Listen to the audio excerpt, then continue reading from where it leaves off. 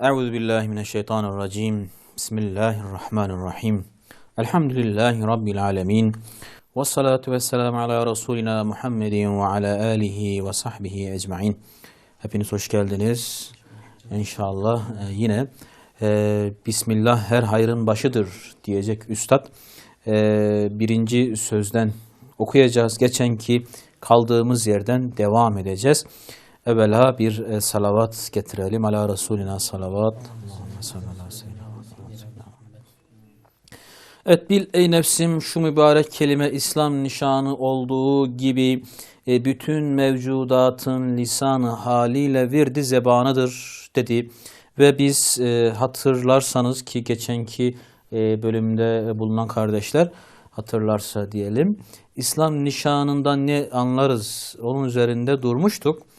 Ve orada demiştik ki işte o nişan Müslümanı başkasından ayıran alamettir. Allahu Teala'nın boyasıdır ve o şiardır, İslam'ın şiarıdır ve işte o şiarın bir davet yönü vardır demiştik. O konuya bir latifeyle son verelim istiyorum. Avrupa'dan birisi Türkiye'ye gelmiş bundan 20 yıl önce. Yaşanmış bir olay olarak anlatılır. Bilmiyorum ne kadar yaşanmış ama hakikat yönü var. Türkiye'ye gelmiş, bakmış ki bütün kamyonların, tırların üzerinde maşallah yazıyor. Hepsinin üzerinde maşallah yazıyor. Ve şaşırmış, demiş ki bu ülkede ne kadar büyük bir şirketmiş bu maşallah şirketi. Çünkü neredeyse bütün kamyonlara sahip, yani her kamyon, her tır sanki o şirketindir. Maşallah yazsa. Şimdi şiarlar güçtür aslında. Yani Müslümanlar o nişanları ne kadar taksalar, ne kadar o alametleri gösterseler o kadar büyük gözükecekler. Onun farkında olmak gerekir herhalde. Evet, Üstad diyor ki lisanı haliyle virdi zebanıdır. Virdi zeban sürekli tekrarlanan, sürekli çekilen zikir. Lisanı hal nedir? Onun üzerine biraz duralım istiyorum. Lisanı hal. Lisan ne? Dil. Hal dili. Hani böyle o terkipleri tersten çeviriyoruz. Lisanı hal, hal dili. Lisanı kal, konuşma dili. Yani söyleme dili. Şimdi lisanı hal nedir? Onun üzerine duralım istedik. Evvela anlatım deyince aklımıza beyan geliyor ki Kur'an-ı Kerim'de Allahu Teala Rahman suresinde o insana beyanı öğretti buyuruyor. İşte konuşmayla beyan, değil mi? Sözle beyan, halle beyan ve Kur'an-ı Kerim'e şöyle baktığımız zaman canlı cansız birçok varlığın konuşturulduğunu görürüz. Mesela işte Fussilet suresinin 11. ayet-i kerimesinde Allahu Teala diyor göğe yöneldi, gaz halindeki göğe yaratırken ve ona ve yere şöyle buyurdu. Göğe ve yere şöyle buyurdu. İsteyerek de olsa, istemeyerek de olsa emrime gelin. Ve onlar da dediler ki gönüllü olarak geldik. Kim söyledi bunu? Gök ile yer söyledi. Gökle yer konuşabilir mi? Demek ki Allah isterse konuşurlar. Onların da Allahu Teala istediği zaman kal dilleri oluyormuş demek ki. Yine mesela işte Neml suresinin 18. ayet-i kerimesinde Hazreti Süleyman'la ordusu, Hazreti Süleyman Aleyhisselam'la ordusu bir vadiye geldikleri zaman işte bir karıncayla konuşuyor, değil mi? İşte o karıncaların kraliçesi diyor ki ey karıncalar haydi yuvalarınıza girin, Süleyman ve orduları sizi fark etmeyerek ezip çiğnemesinler. Karıncanın bu sözü üzerine bazı alimler öyle tefsirler yapmışlar ki karınca öyle beli konuşmuş ki, öyle belagat yapmış ki karıncanın o sözünü insanlar konuşamaz. Karınca konuşmuş. Demek ki karıncanın da Allah-u Teala isterse kal dili oluyor. Yine hüt kuşu vardır Neml suresinde. Kuş konuşmuştur, değil mi? Şimdi böyle örnekler var. Tabi Allah dilerse elleri de konuşturur, ayakları da konuşturur hani kıyamette. Şimdi her canlının, ister insan olsun, ister bitki olsun, hayvan olsun mutlaka bir hal dili var. Hepimizin hal dili var. Halimizle bir şeyler anlatıyoruz. Ve büyükler demişler ki lisanul hal en takum min lisanil mekal. Yani hal dili söz dilinden, konuşma dilinden daha etkilidir. Daha tesirlidir. Şimdi bizim de aslında en etkili dilimiz, en samimi dilimiz hal dilimizdir. Mesela riyanın girmediği tek ibadet hangisidir? Yani gösterişin giremediği ibadetimiz oruç ibadeti. Oruç ibadeti. Peki oruç ibadetinde hiç konuşma var mı? Sözle ifade edilen bir içeriği var mı? Oruç ibadetinin yok. Hal diliyle yapılıyor. Lisanı halle. Şimdi bir kişinin oruçlu olup olmadığını anlamak için sen oruçlu musun diye sormanıza gerek yok. Nasıl anlayabiliriz onun oruçlu olup olmadığını? Yanında kaldığımızda bir şey içmiyorsa. Yiyip içmiyorsa bir de haline bakarak. Bitkin. Bitkin, gözlerinin feri sönmüş, zayıf düşmüş, dudağı kurumuş değil mi? Hal diliyle zaten anlatıyor. O yüzden o ibadete riya hiç giremez. Şimdi Somali'de değil mi açlıktan ölen insanlara yardım ulaştırıldı. Somalililer bize yardım edin diye seslendiler mi? Konuştular mı? Hayır. İnsanlar neden gittiler onlara yardım ettiler? Çünkü onlar hal dilleriyle anlattılar. O zayıf bedenler hal dilleriyle anlattılar. Şimdi siz evinizde çiçeğin yapraklarını solgun görseniz herhalde kalkıp da ya bu çiçek niye derdini anlatmıyor, işte niye susadığını söylemiyor demezsiniz. Çünkü o zaten anlatıyor. Yani anlamıyor musunuz? Ben susadım diyor. Yapraklarım bakın solmuş diyor yani hal diliyle anlatıyor. Bebek uzun süre aç kalmış. Ağlıyor. Fizah ediyor, feryat ediyor. Annesi diyor ki ne istiyorsun, niye ağlıyorsun? Bebek zaten hal diliyle anlatıyor durumunu değil mi? Şimdi maçtan geliyorlar. Takım maç bitmiş. Yüzlerinden düşen bin parça. Ve siz diyorsunuz ki maçın sonucu ne oldu? Bir dayak yersiniz herhalde. Neden? Çünkü zaten yenildikleri hallerinden belli. Bir de adamlara böyle kalkıp hallerini hiç anlamazmış gibi yani yendiniz mi yenildiniz mi sorusu fazla. Değil mi? Hal dili. Şimdi bazen böyle hal dilinden iyi anladığını anlatmaya çalışan, ifade etmeye çalışan uyanıklar da vardır. Mesela işte araba tamamen böyle tozla kaplanmış. Bu araba bir şey anlatıyor. Ne anlatıyor bu araba? Yıkanması. Beni yıka diyor. Bir uyanık da oradan geçiyor. Bak ben hal dilinden çok iyi anlarım. Ben hal ehliyim diyor. Gidiyor arabanın arkasına beni yıka diye yazıyor. Ya biz de anlıyoruz. Yani yazmana gerek yok. O araba zaten anlatıyor halini değil mi? Şimdi bazen böyle yine evde diyelim ki musluğunuz bozulur. Tamir edilecek bir iki iş çıkar. Tamirci çağırırsınız. Gelir böyle muslukları falan kontrol eder. Der ki abi bu bozuk bunun yapılması lazım der. Onu ben de anlıyorum zaten onun halinden değil mi? Ya güya ustalığını söylüyor, ustalığını gösteriyor. Veya işte bazen böyle meclislerde kişi uzatınca dinleyenler hani saygılar dolayı çekip gidemezler. Veya saygılarından dolayı konuşan kişiye müdahale edemezler. Ama hal diliyle bir şeyler anlatırlar. Ses ve mimikleriyle. Mesela uyuyarak. Değil mi? Konuşan kişiye bakarak şöyle ilk önce gözlerini kapatırlar. Eğer konuşan kişi halden anlamıyorsa bu sefer hafif hafif horlamaya başlarlar. Siz de sakın böyle yapmayın. Değil mi? İnşallah yapmayın. Evet. Hal dilinizi anlıyoruz ki konuşan kişi dinleyicilerin hal dilinden de anlaması gerekiyor. Hani yine uyumak dedik de bu arada yine Nasrettin Hoca'yı hatırlayalım. Adam bir tanesi demiş ki hocam çocuğum hiç uyumuyor. Hani bir şeyler yazsanız falan. Hoca da ona Kuduri diye bir kitap var. Fıkıh kitabıdır. Demiş ki al bunu götür çocuğun yastığın altına bırak. Hocam bu kitapla nasıl bu geçecek falan. Diyor ben bunu talebelerime okuduğum zaman hepsi uyuyor. Bu kitabı okuduğum zaman hepsi uyuyor. Sen bunu bir de götürüp çocuğun yastığın altına korsan o çocuk hemen uyuyor şeklinde. Siz inşallah böyle yapmayacaksınız ki hal dili yavaş yavaş şekilleniyor değil mi? Kafamızda şekilleniyor. Efendimiz Aleyhisselatü Vesselam diyor bakire bir kız, bakire bir kız eğer işte evliliğe onay verecekse, yani istenmiş, kabul etmiş, onun diyor kabul ettiğinin alameti nedir? O bakire kızın işte kabul ettiğini nereden anlarsınız? Susmasından anlarsınız. İşte bak, orada da hal dili iffet oldu.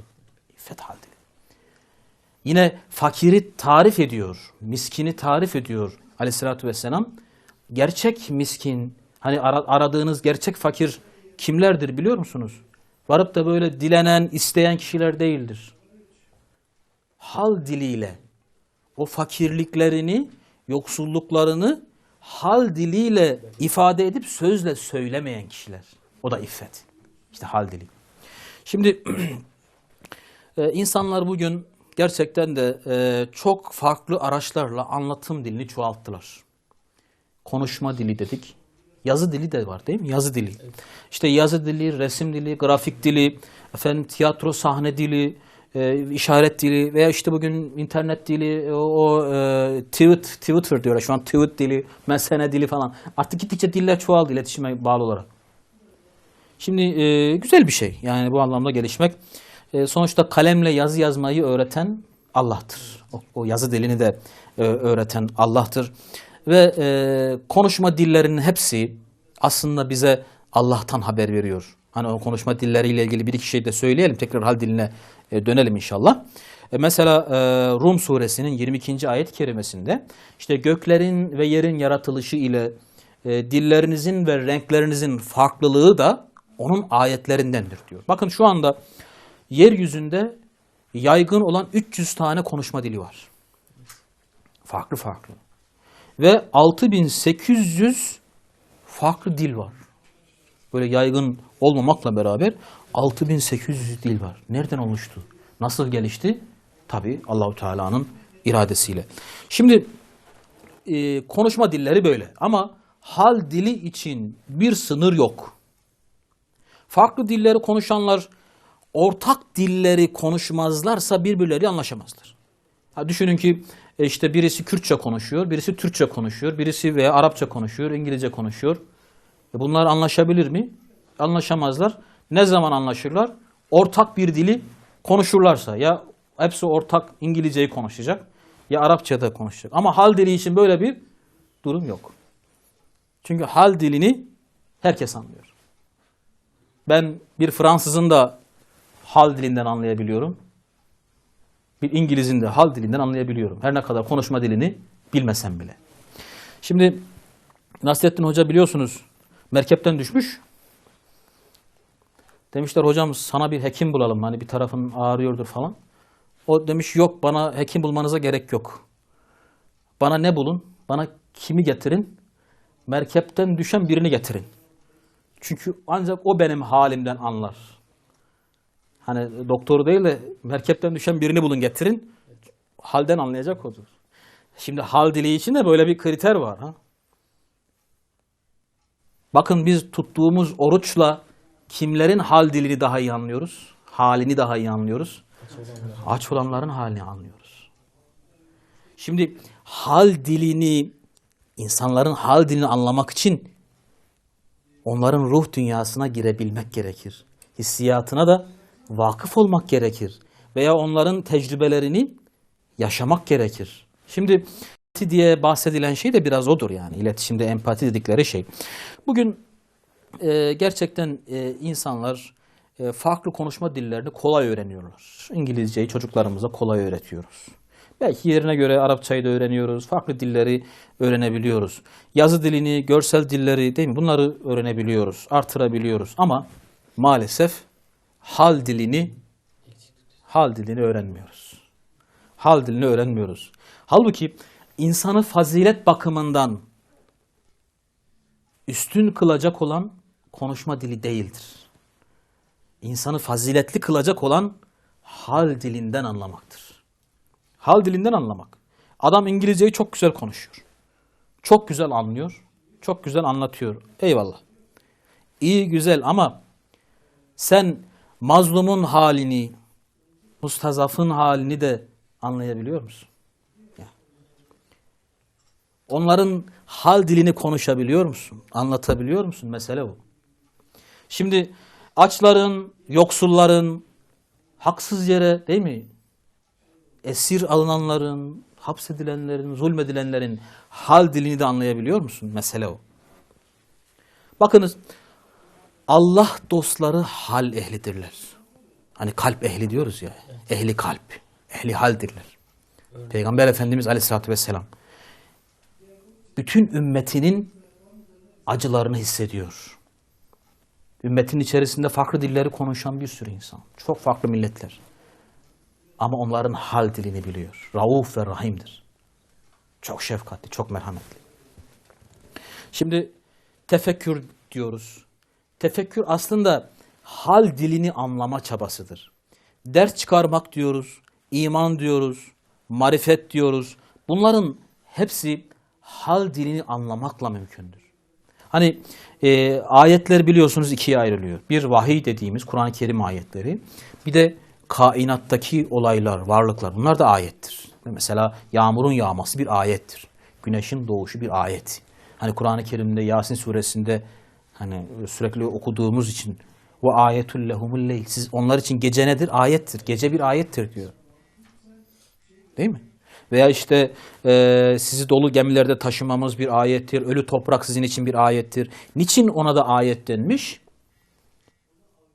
Onların hal dilini anlayalım diye. Hal dilinden bize dersler, kendimize dersler çıkaralım diye. Değil mi? Şimdi Kur'an-ı Kerim'de varlıklara ibret nazarıyla bakmamız istenirken aslında onların hal dilini anlamamız isteniyor. Şimdi biz bilgisayarın dilini çözmeye çalışıyoruz. Acaba bilgisayar ne istiyor, ne diyor? İşte açtığınız zaman bir şeyler çıkıyor. Acaba bununla bize ne demek istiyor? Bizi bir yerlere yönlendiriyor. Acaba ne demek istiyor? Bakın, bilgisayarın dilini anlamak için gösterdiğimiz çabanın yarısını, tamamını demiyorum, yarısını ağacın ne dediğini anlamak için gösterseydik. Ağaç acaba ne diyor? Bir şeyler anlatıyor aslında ağaç. Veya işte düşünün ki dünya dönüyor, içinde yaşadığımız şu dünya dönüyor da ne anlatmak istiyor? Bir şeyler söylüyor aslında. Güneş her sabah doğup akşam batarken bize ne anlatmak istiyor? Bir şeyler anlatıyor o. Bunları anlamaya çalışsaydık anlardık. Onların dilini çözerdik. Ama öyle bir çabamız olmadı. Evet, tabii bitkilerin, hayvanların aslında iki dili var. Kedilerin miyavlaması onların aslında söz dilidir. Hani İngilizce diyoruz ya, miyavca mesela. Miyavca diyebiliriz. Ama bilmiyoruz ne diyorlar. Söz dilini anlamıyoruz. Anlasak herhalde pek de hoş olmazdı. Mesela kuşlar öterken acaba cik cik derken ne diyorlar? Anlasaydık pek uygun olmazdı. Yani kal dilini bilmek o kadar da gerekli değil. Hatta insan için eziyettir de. Varlıkların o söz dilini bilmek. Bununla ilgili şöyle küçük bir kıssamız var. Kıssa demeyelim, hikayemiz diyelim. O hikayeyi hatırlayalım. Hazreti Süleyman zamanında, Hazreti Süleyman Aleyhisselam zamanında adamın birisi geliyor, diyor ki ey Allah'ın nebisi, ben hayvanların ne dediğini anlamak istiyorum. Onların söz dilini öğrenmek istiyorum. Acaba kedi miyav derken ne diyor? Onun dilini bir bileyim ya. İşte köpek havlarken acaba ne diyor? Onu bir anlasam çok iyi olacak. Hazreti Süleyman diyor ki git bak, başına bela alırsın.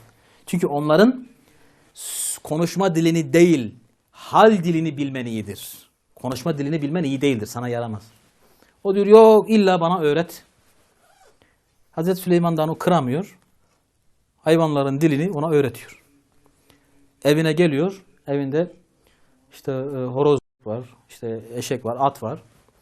Bakıyor ki horozla köpek yan yana durmuşlar, sanki bir şeyler konuşuyor. Hemen yanlarına varıyor. Köpek horoza diyor ki, horoz kardeş diyor, sen ekmek değil de tanelerden yesen, hani şuradaki işte buğdaylardan, mısırdan yesen de ekmeği bana bıraksan. Çünkü ben o taneleri yiyemiyorum.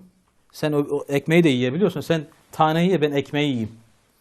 Horoz ona diyor ki, ya diyor merak etme, yarın bizim sahibimizin eşeği ölecek. Onun eti buraya gelecek, bol bol yersin. Adam diyor ki iyi ki öğrenmişim. Hani hayvanların konuşma dilini iyi ki öğrenmişim. Hemen gidiyor eşeği satıyor. Tabii köpek ertesi gün horoza diyor ki sen beni kandırdın. Hani eşek ölecekti, etini ben yiyecektim falan. Horoz diyor ki bu işin içinde bir terslik var. Yani eşek satıldığı yerde öldü. Yani eşek öldü ama satıldığı yerde öldü. Bir sahibimiz nasıl bunu yaptı? Fakat diyor merak etme. Yarın sahibimizin atı ölecek. Atı ölecek buraya gelecek bol bol yersin. Bu adam diyor ki iyi ki diyor ben bu hayvanların dilini öğrenmişim. Bak bunların konuştuğunu duyuyorum. Hemen ölmeden gidiyorum satıyorum onu ve kurtuluyorum gibi. Atını da satıyor. Ertesi gün varıyor hemen acaba köpekle horoz birbirlerine ne diyorlar? Köpek diyor ki sen yine beni kandırdın. Bak at da gelmedi.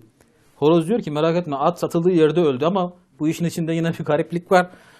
Merak etme çünkü yarın sahibimiz ölecek. Yarın sahibimiz ölecek. Öldükten sonra yemek verecekler. Hani onun ölü can yemeği derler. Ve bol bol yemek yeriz. Tabii adam beyninden vurulmuşa dönüyor. Şimdi kendisini de götürüp satamaz değil mi? Evet. Demek ki hayvanların konuşma dilini bilmek değil marifet olan. Hal dilini bilmek. Hal dilini bilmek. Ya acaba horoz, tavuk bunlar bize ne anlatıyorlar? Ne mesaj veriyorlar? Ne mesaj veriyorlar? Koyun, keçi, inek, üstad biraz sonra söyleyecek besmelede. İnek bize ne mesaj veriyor? O hal dilini bilmek. Şimdi hal dilini üstad o kadar muazzam anlamış, o kadar muazzam çözmüş ki sanki üstad varlıkların hal dilini anlamış. Gerçekten anlamış. Şöyle demek istiyor. Varlıkların hal dilini ben dinledim. Baktım ki hepsi sürekli Bismillah diyor. Ağaçlara kulak verdim. Ağaçlar işte yaprak verirken, filiz verirken, çiçek açarken, meyve verirken, kök salarken, su içerken, topraktan gıdasını alırken, soğuğa, sıcağa, rüzgara, fırtınaya karşı direnirken hep Bismillah diyorlar. Sürekli Bismillah diyorlar. İster canlı olsun, ister cansız olsun. Mesela inek kuyruğunu oynatırken, dilini oynatırken, derisini oynatırken, işte ot yerken değil mi? Süt verirken, yürürken vesaire. Sürekli Bismillah diyor inek. Bakın cansızlar da Bismillah diyor dedik. Mesela şu an soluduğumuz hava. Şu an burada hava var değil mi? Hava sizce kaç iş yapıyor? Tahmin et bir rakam söyle. Kaç iş yapıyor hava? Tahminen bir rakam hani böyle kafadan atlayarak bir rakam söyle. 3 iş yapıyor. Sizce? 7-8 iş yapıyordur herhalde. En az. En az 8 iş yapıyor hava. Hani işte hava civa deriz böyle hafife alırız ya. En az 8 iş yapıyor. Mesela beni nasıl duyuyorsunuz şu anda? Ses titreşimleri. Denize, suya atılan taş gibi değil mi? Ben işte konuştuğum zaman havayı titreştiriyorum. Ses dalgaları. O dalgalar kulak zarına geliyor. Kulak zarını titreştiriyor. Beyinde sese dönüşüyor. Hava evvela sesi iletiyor. Peki ısınıyoruz şu anda burada. Hava. O ısıyı ne iletiyor? Hava molekülleri iletiyor. Peki cep telefonunuz var. Yani çıkarın demiyorum. Kapatın diyorum sadece. Cep telefonlarınız var. Cep telefonlarınızın kablosu var mı? Yok. Evet, kablosuz. O cep telefonlarının sinyalleri neyle geliyor? GPS, hava. Hava ile geliyor. GPRS. Peki şu anda televizyon yayını yapıyoruz. Bu evlere kabloyla gitmiyor herhalde. Televizyon dalgalarıyla gidiyor. Radyo dalgalarıyla gidiyor değil mi? Onu da hava yapıyor. Peki televizyonu işte cihazları uzakta kumandayla açıp kapatıyoruz. Arada kablo var mı? Yok. Elektromanyetik dalgalar. Onu ne yapıyor? Onu da hava yapıyor. Peki şu anda ışık var ve birbirimizi görüyoruz. Birbirimizi görüyoruz. Peki o ışığı gözümüze ne getiriyor? Hava getiriyor. Peki şu anda bir koku alıyoruz. Ortamın kokusu güzel. Hava. Peki bu kokuyu neyle alıyoruz? Havayla alıyoruz. Peki içimize çektiğimiz ne? Oksijen, hava. Hava. Peki şu anda bizi çeken kameralar var, kameramanlar var. Aynı zamanda bizi çeken melekler var. Şu anda hepimizin sağında solunda değil miyiz? Etrafımızda bizi çeken, koruyan, kaydeden melekler var. Onlar hangi ortamdalar? Hava ortamındalar. Şimdi hava şu an bak saydığımız şeyleri en az 8 madde saydık. Daha bilmediğimiz birçok işi bu hava yapıyor. Hava bunların hepsini yaparken Bismillah diyor. Üstad bunu hüve nüktesinde ayrıca işleyecek. İnşallah oraya geleceğiz. Bismillah diyor. Evet gerçekten de kardeşler varlıkların hal dilini anlayabilme çabasıdır aslında marifet dediğimiz şey, iman dediğimiz şey. Acaba halleriyle ne diyorlar? Üstad bunu dinlemiş, anlamış, tespit etmiş, teşhis etmiş. Ne diyorlarmış? Bismillah diyorlar. Bütün canlı, cansız varlıklar halleriyle Bismillah diyorlar. Halleriyle farklı konuşabilirler, söyleyebilirler. Halleriyle Bismillah diyorlar. Şu an bakın bizim vücudumuzda geçenki bölümde hatırlarsanız, geçenki bölümlerimizde söyledik. 100 trilyon hücre şu anda harıl harıl çalışıyor. Bir sürü faaliyet yapıyor. Onlar o faaliyeti yaparken de hal diliyle Bismillah diyorlar. Şimdi adamın biri Farsça yazılmış bir mektubu Nasrettin Hoca'ya getirmiş. Hocam demiş şu mektubu bana bir zahmet okur musun? Tabi hocanın Farsçası yok. Mektubu eviriyor, çeviriyor, bir türlü anlam veremiyor, okuyamıyor. O kişi diyor ki ya diyor bir de hoca olmuşsun. Başına işte hocalık şeyi takmışsın. Hani kavuk eskiden. Kavuk takmışsın, okuyamıyorsun. Yazıklar olsun. Hoca ne diyor? Kavuğu veriyor şahsen. Kavuğu onun kafasına takıyor. Marifet kavuktaysa al sen oku. Değil mi? Şimdi varlıkların hal dilini anlamak için ölçü ilim değil. Ölçü kavuk değil. Makam mevki değil. Ölçü nedir? Ölçü teslimiyettir. Allah'a teslimiyettir. Ölçü imandır. Yani iman nazarıyla bakmaktır varlıklara, olaylara. Hani biz ne gözüyle bakıyoruz? Hani bazen böyle çizgi filmlerde oluyor. Bir eşyaya baktığı zaman gözünde dolar beliriyor ya. Acaba bundan ne kadar kar edebilirim? Biz o gözle bakıyoruz. Halbuki varlıklara iman gözüyle baksak onların hal dilini kolay öğreneceğiz. Evet kardeşler soru cevap bölümüne geçelim istiyorum. Tabii ben sizlerden soru bekleyeceğim. Eğer sizlerin sorusu olmazsa ben soracağım. O yüzden soru sorsanız sizin kendiniz için iyidir. Evet varlıkların Üstad dedi ki hal dilleriyle söyledikleri, sürekli söyledikleri Bismillah'tır. Hal dilleriyle. Yani işte kal dilleriyle söylemeseler bile halleri Bismillah diyor. Halleri Bismillah diyor. Evet. Ne var mı sorumuz? Evet inşallah. Hocam toplumumuzdaki gençlerin karamsızlığı ve Evet. dikkatsizliği, Ümitsizliği ümitsizliği ne karşı bizim lisan halimiz ne olmalı ve buna karşı nasıl bir Tavır takınmalıyız. tavır takınmalıyız? Evet. Nasıl bir davranış sergilemeliyiz? Peki Allah razı olsun. Gerçekten de hani varlıklar dediğimiz sadece işte biraz önce zikrettiğimiz yani dünya değil, güneş değil, sonuçta gençler de hal dilleriyle bir şeyler anlatıyorlar. Ve bu anlatım, bu hal dilleriyle anlatımın yerine göre de olumsuz değil mi? Yani bugün işte zararlı alışkanlıklara müptela olan gençler o halleriyle iyi şeyler anlatmıyorlar. Maneviyattan uzak değil mi? Aile terbiyesinden uzak, İslam terbiyesinden uzak gençler o halleriyle iyi şeyler anlatmıyorlar. Üstadın oradaki hani bütün mevcudat hal diliyle Bismillah derken aslında varlıkların o fıtri masumiyetine yani o melekutiyet dediğimiz iradenin karışmadığı, kötü niyetlerin karışmadığı o masumiyetlerini kastediyor.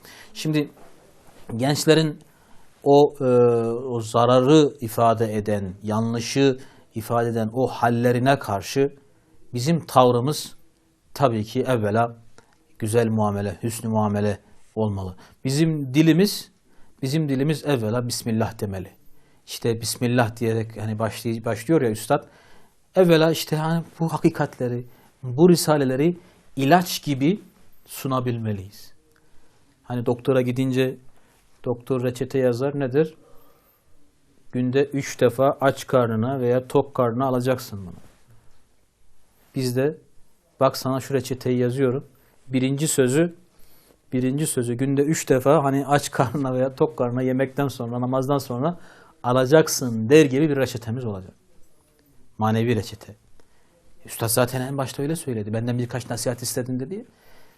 İşte gençlere bizim hal dilimiz evvela kendimize yapmış olduğumuz o nasihati kendi ahlakımızla, ibadetimizle göstermek, ifade etmek, o nişanları kendimizi takmak, değil mi? Kendimize onu hal edinmek. İkincisi de onu kal diliyle ifade etmek. Diğer bir çözüm, onların hani dedik ki hal dilini anlamak için Nasrettin Hoca'nın o fıkrasını da hatırlatarak işte merkepten düşünce bana merkepten düşen birini getirin demişti ya. Onlarla işte etkinlikleri paylaşarak, yani güzel etkinlikleri, namazı paylaşmaya çalışarak, Kur'an öğretiminde beraber olarak, değil mi? Yani hayatın güzelliklerini, hayatın o müsbet güzelliklerini, manevi güzelliklerini paylaşarak, yani onlarla hemhal olarak, yanlış yerde değil, yanlış davranışta değil, güzel işlerde hemhal olarak. Bakın Avrupa'da araştırmacıların tespitleri bu. Diyorlar ki Avrupa insanı bir araya gelmediği için aslında bir araya gelemediği için sapıtıyor. Bir tespit bu. Müslümanlar diyor günde 5 defa diyor aynı safta yan yana geliyorlar ve hadis-i şerifte de o yan gelmenin usulü anlatılıyor. Nasıl yan yana gelecekler? Omuzları iyice birbirine hani değecek. Hatta sahabe nasıl yan yana geliyordu? Omuzları yırtılıyordu değil mi böyle o sıkıdan? Şimdi Müslümanlar maalesef hani batıya yüzlerini döndükten bu yana işte o reçeteyi kaybettiler. Hemhal olmak derken bakın bugün biz bunu tabii çocuk terbiyesinde ailede konuşuyoruz.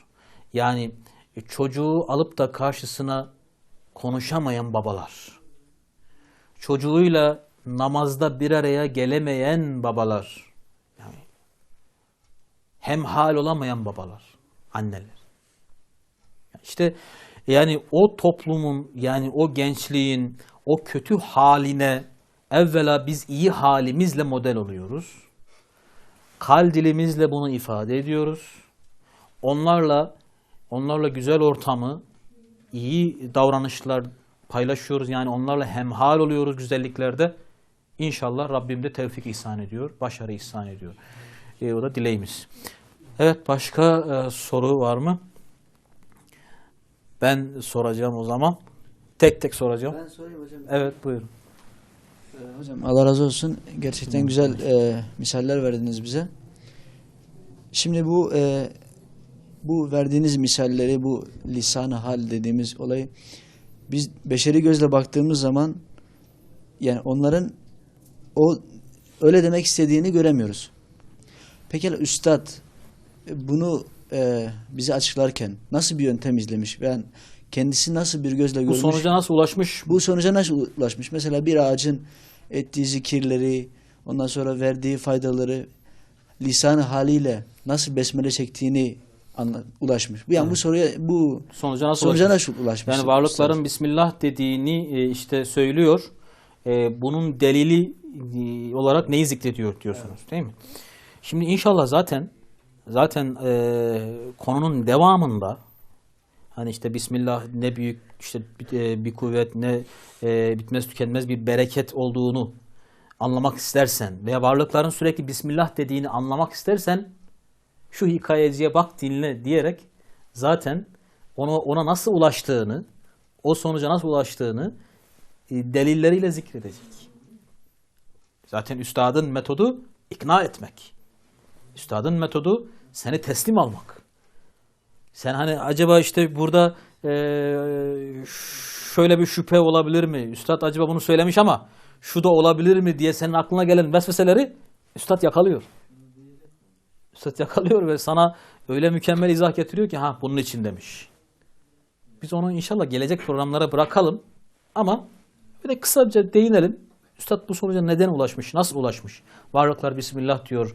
Buna nasıl ulaşmış? Şöyle küçük bir örnek vereyim. Bir örnekle sadece. Süremiz de yok zaten. Bakın toprağa biz buğday tohumu ekiyoruz. Hani en az toprağın 2-3 santim en az diyorum altına girecek. Yani biz ortalama 5 santim diyelim. Buğday tohumu. Tohum. Buğday tanesi. Değil mi? Buğday tanesinin pili var mı?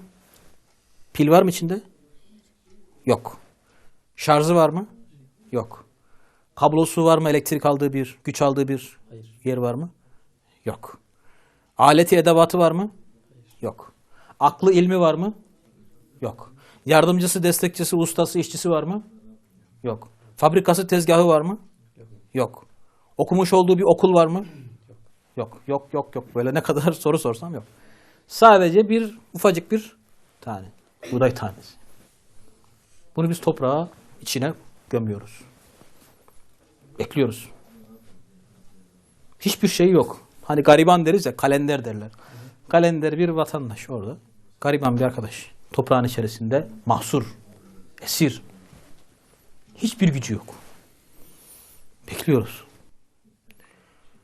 Aleti olmayan, ilmi olmayan, aklı olmayan, yardımcısı olmayan, tezgahı olmayan, mühendisi olmayan, ustası olmayan, işçisi olmayan, bu şarjı pili olmayan, bu bitki tohumu, bu buğday tanesi. Bir bakıyoruz, toprağı böyle hoplatıyor. Sanki alttan böyle şeyle, hani manivela mı deriz, böyle demirle toprağı yarıyor. Tık tık tık, yukarıda kimse var mı? Toprağı yarıyor ve filizini çıkarıyor. Hani bunun pili yoktu? Nereden çıkardı onu? Hani bunun elektriği yoktu, şarjı yoktu? Nasıl yaptı bunu? Hocam ona su verdik ya. İşte yağmur aldı topraktan. Bizi de toprağın altına koysunlar, bize de su versinler bakalım. Elimize hiçbir şey vermesinler. Çıkabilir miyiz? Ben çıkamam şahsen, bilmiyorum. Beni böyle 1 metre toprağın altına koysalar, su da verseler çıkamam. Nasıl çıktı o? Filizini nasıl çıkardı? Hocam işte ya fotosentez var işin içinde. Bir takım kimyasal reaksiyonlar var hocam. Siz okumadınız mı işte fen bilgisinde falan? İlkokuldan beri okuyoruz. İşte orada bir takım inorganik maddeler var. Madensel tuzlar var. Değil mi? Toprağın içerisinde. Madensel tuzlar var. İşte kalsiyum var. Karbon var. Demir var. Var. İşte hava koşulları var. Potasyum var. İşte o buğdayın içerisinde karbonhidrat var. İşte bir takım böyle lökoplast, klorofil falan böyle bu tür teknik terimler. Onlar var hocam. Onlar yapmışlar.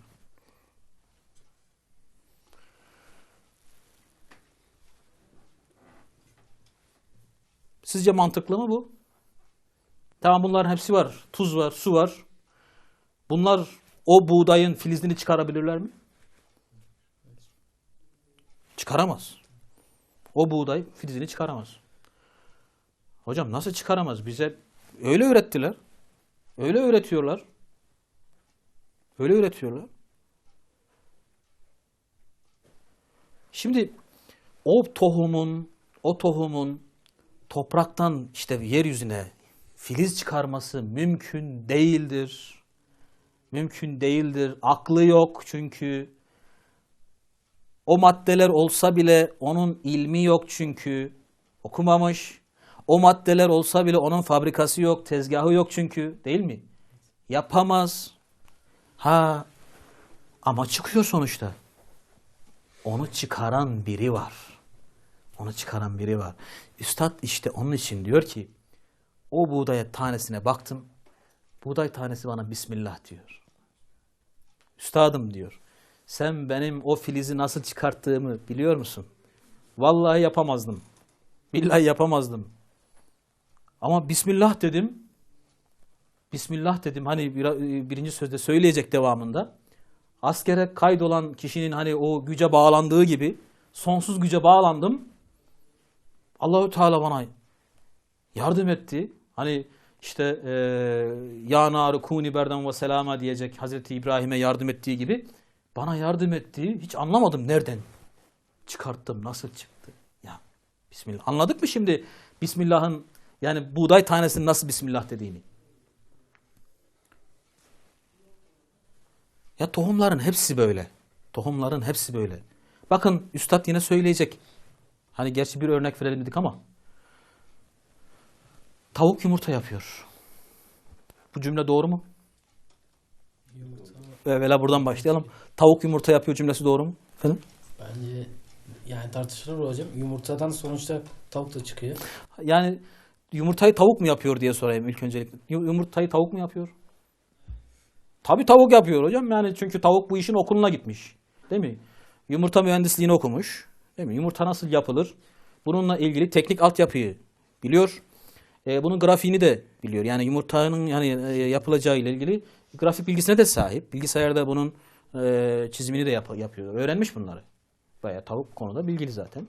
İşte o yumurtanın malzemesinin nereden, hangi bakkaldan, hangi marketten alınacağını da biliyor. Hangi toptancıdan ne kadar oranda kalsiyum alınacak. Yumurta için gereken değil mi? İşte o boya, renk vesaire o maddeleri nereden alacağını da biliyor tavuk. Değil mi? Hangi maddelerden ne alınacağını ona göre yiyor zaten. Tavuk biliyor hangi maddeden ne alacağını. Doğru mu? Yani bir şey değil yanlış hocam. Evet. Şimdi tabii tavuk bu yumurtayı yapması için kalıba ihtiyacı var. Ya sonuçta o bir madde. Onun için kalıp gerekiyor. Tabii tavuk yani tavuğun içerisinde o kalıplar var. Değil mi? Yumurta kalıpları var. Yumurta kalıpları var. Tavuk bunları biliyor. Şimdi siz buna inanır mısınız? Yani böyle birisi böyle bir şey anlatsa inanır mısınız? Hocam o tavuğu yumurtayı kim yapıyor peki? Tavuktan tavuk yapmıyorsa kim yapıyor? Ha işte üstad tavuğa soruyor. Bu yumurtayı nasıl yapmışsın? Tavuk diyor vallahi ben bilmiyorum. Nasıl yapmışım? Nereden bulmuşum? Nasıl bilmiyorum. Ama şunu biliyorum. Bismillah dedim. Bismillah dedim. Kendimi o sonsuz güce bağladım. Bilmiyorum. Ben bunun okuluna gitmemişim. İlmini bilmem, ustalığını bilmem, makinesini bilmem. Ama Allah'a bağlanınca bir baktım nereden oldu, nasıl oldu ben de bilmiyorum. Allah Bismillah diyor. Bismillah dediğiyle ilgili üstadın çok güzel tespitleri var. Evet, çok teşekkür ediyoruz. Allahu Teala Bismillah'ın manasına vakıf olanlardan eylesin. Bununla bize iman nasip eylesin, marifet nasip eylesin. Çok teşekkür ediyoruz. Allah'a emanet ediyoruz. Allah razı olsun efendim.